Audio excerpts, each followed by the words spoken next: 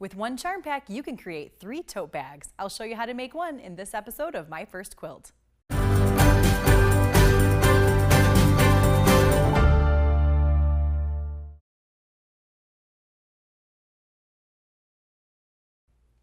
Hi there, you're watching My First Quilt. I'm Sara Gallegos, and in this episode I'm going to share with you how you can create a quick and easy tote bag out of charm squares. And out of one pack you get 3 different bags. You can make one for yourself and 2 of your sewing buddies, and you've got a really cute project. Now we're creating this adorable bag, and you can embellish it in a lot of different ways with regard to quilting, doing some different things with the straps, and I'll talk to you about that as we go. The bag starts with creating the straps, and to create those straps you've got 2 long strips of fabric. And what you're going to do is fold those so that you bring all of your raw edges right to the center. This is the first fold. So we're bringing those long raw edges right into the center. Just give it a good press at that point. Then you're going to fold it in half over itself once again. And this gives you 4 layers of fabric to create your bag strap. Once you've pressed it, now it's time to top stitch. You could top stitch with a decorative stitch, a straight stitch, decorative threads. You could even just do a big wave down the center. It's totally up to you. I'm going to start with just a straight stitch. I'll show you what that looks like.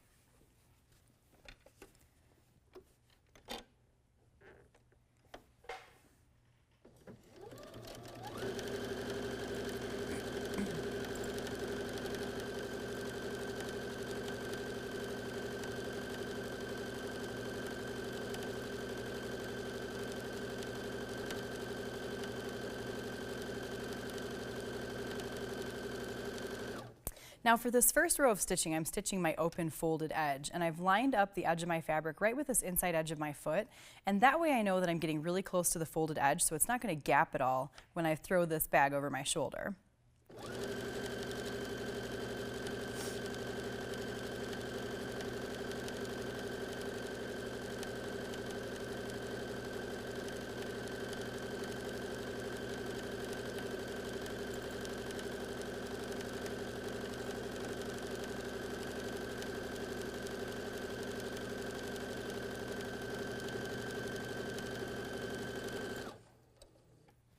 So I've stitched completely down one side of the strap. Now I'm just going to rotate my strap around and stitch down the opposite edge with basically the same exact seam allowance, just to keep it looking consistent.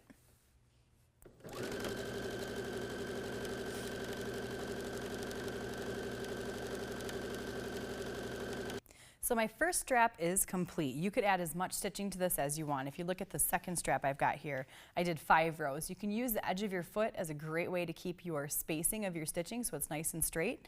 And again, you just want to create 2 of these straps. Next, it's time to create the exterior of the bag. So I'm going to set these aside just for a little bit here. And the exterior of the bag is constructed with charm squares, so 5-inch squares, and you could use any kind of fabric that you like for this. And you're creating 4 rows of 3. Really basic sewing here. You're just sewing together 3 of your 5-inch squares, and then once you've got 1 row, you're going to stitch a second row to it. Now when I stitch these, I don't worry a whole lot about pressing as I go because it's just a really simple basic seam. And then I like to just flip over, and when I take it to the machine, I'll just kind of nest those seams and stitch straight across. Then you're going to construct 2 of this unit here. So you've got 6 of your charm squares sewn together. Once you have constructed that, it's time to start building the face of the bag. You're going to add on your base portion. So this covers the bottom of the bag and comes up the sides just a little bit. And I'll show you what that looks like. And then you're going to add a second set of your charm squares on the opposite side of your base fabric. So here's what the exterior looks like fully complete. So you've got your 6 charm squares on both sides and then your base piece down the center. Now it's time to stitch together this exterior portion and box the corners. I love doing boxed corners on bags. So the first thing to do is just to flip it over, fold it in half so that your right sides are together. And at this point we're going to stitch with a 1/4-inch seam down both of those open short edges. We're not going to stitch the top edge, just the 2 sides. So let's start with that.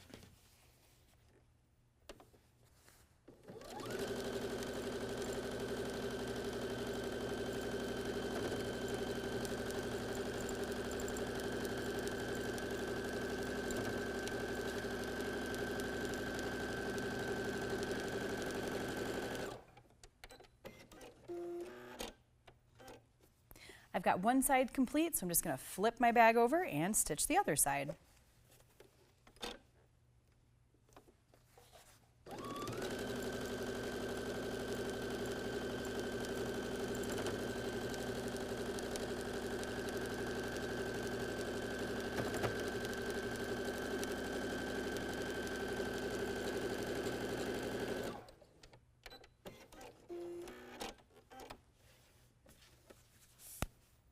Okay, so here is our completed exterior bag piece. Now it's time to box the corners. And what I mean by that is we're basically giving the bag a flat bottom. This will give you a nice way to be able to stand your bag up, and it also gives you a little bit of depth in the bag, which is nice in a tote bag.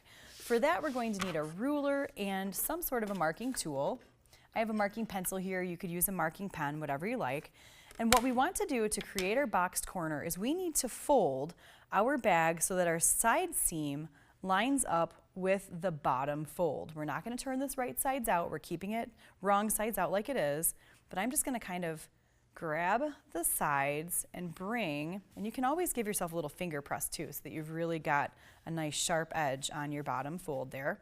So I'm just going to grab the sides and bring that bottom fold right to my side seam. And I can feel with my fingers that they're lined up. And that creates a bit of a point on the base of my bag. So again, I can feel with my fingers that that side seam is directly in line with the bottom fold. Now we're going to lay this flat on the table, and you can kind of maneuver the fabric around a little bit as you need. And we want to make a mark 1.5 inches up from the tip of our point. So I'm going to take my marking tool here, my ruler, and I'm lining up one of my ruler markings right on the seam line so that I know that it's straight. And I've got the tip right up to the 1.5 inch marking. And this is where we're going to take our tool and give ourselves a sewing line. Good. And we're going to take this right to the machine and stitch with a straight stitch across the line. If you would feel more comfortable, you can always add a pin just to hold your layers nice and straight as you take it to the machine.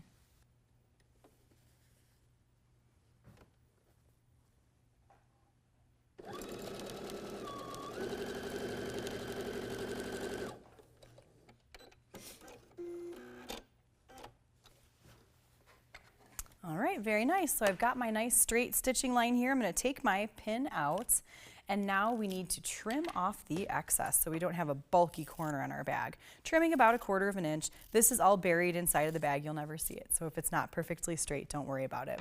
Once you've got the first corner boxed like that, we're going to repeat the exact same process again on the other side.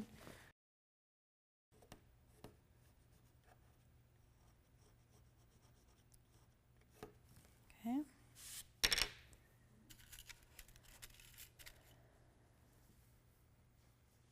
All right, now we're ready.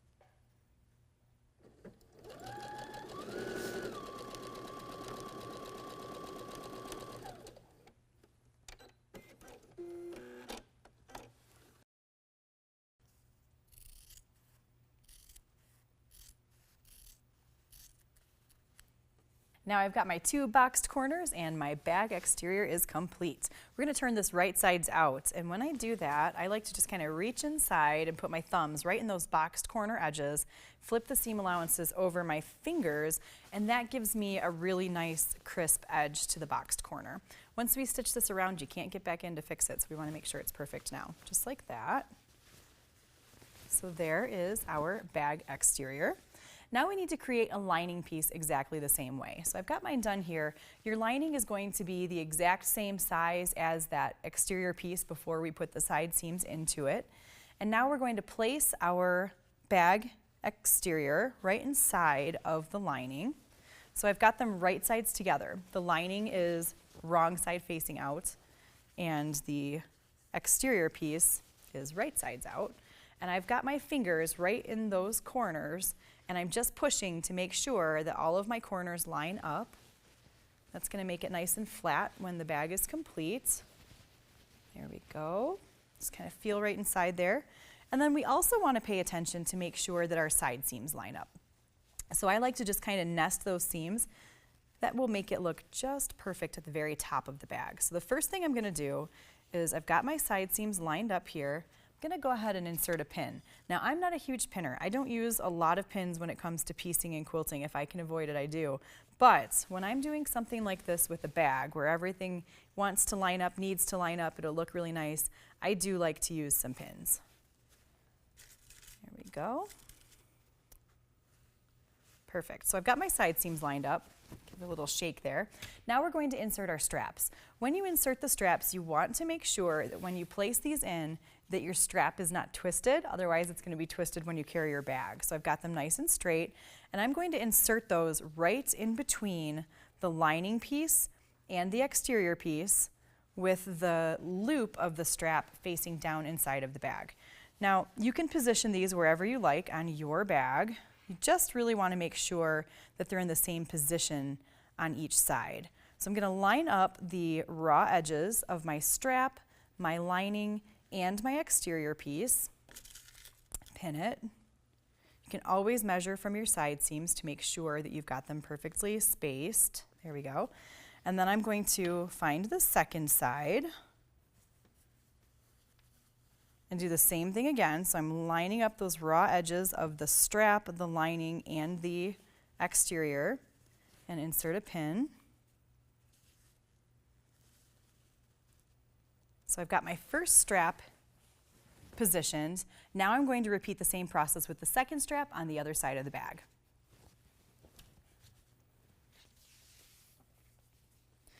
Make sure it's not twisted.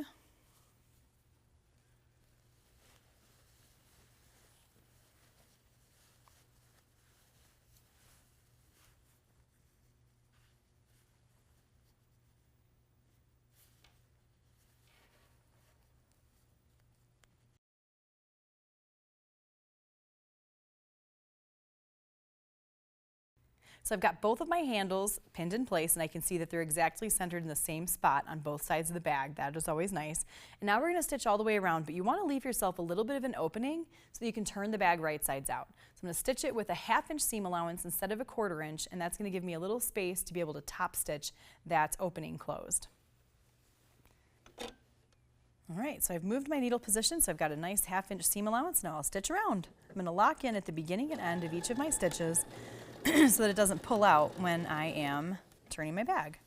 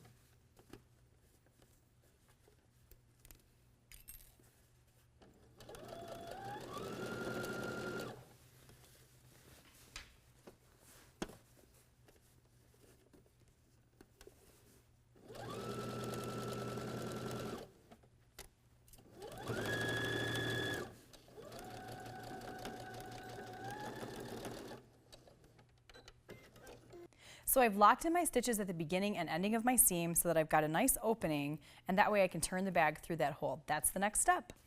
Okay, so this is the fun part where you really wrangle your bag all around, because we've got to pull the entire thing out through that hole. I kind of start with the straps, and then I can use those just to help me get everything through. It always feels like you're kind of manhandling your project here, but it's okay. This is what we have to do. Now, if you added some sort of a batting or a stabilizer and quilted it, we'll talk about that in a little bit, you might find that you need to leave a larger hole for turning because you've got a lot more thickness to get through that hole, and it gets a little bit tricky when you've got a lot of layers in there. So, get in there. And again, really important to make sure that you lock in those stitches at the beginning and ending of your seam as you go around, because you will rip out your stitching a little bit as you're turning this if it's not really secure. There we go, we're almost there.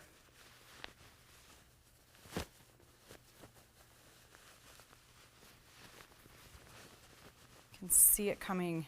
There we go.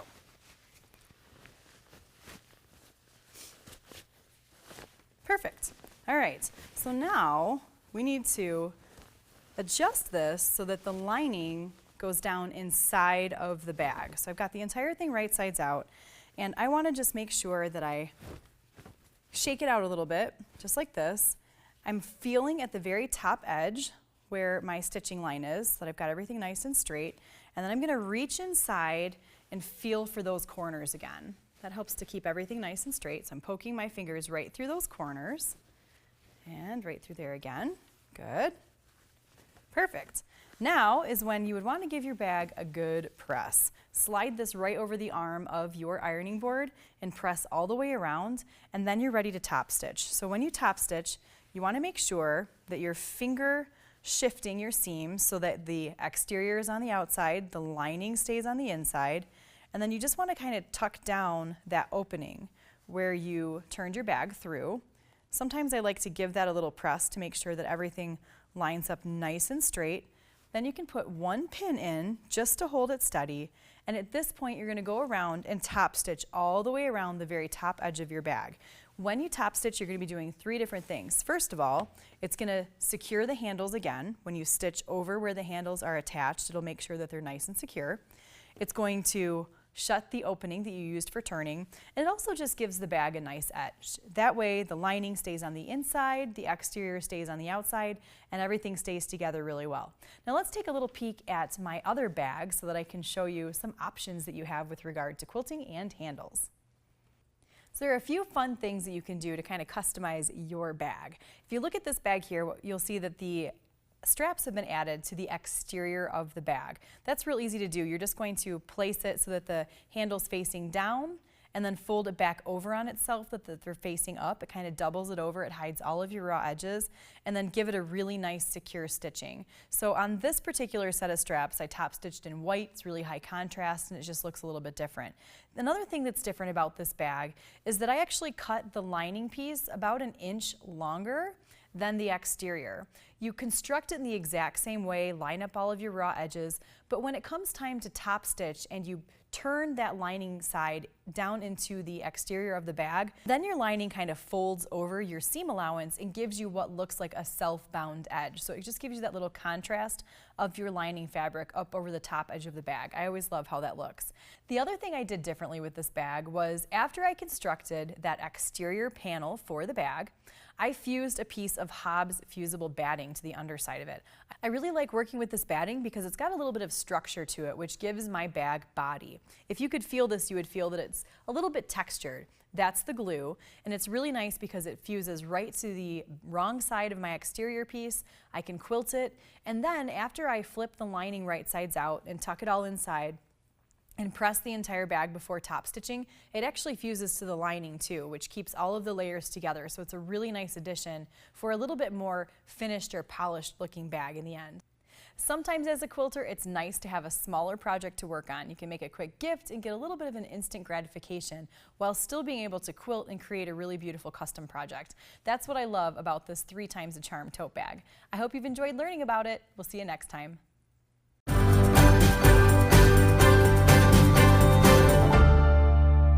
My First Quilt is brought to you by Baby Lock, Free Spirit Fabrics, Madeira, and Hobbs Batting.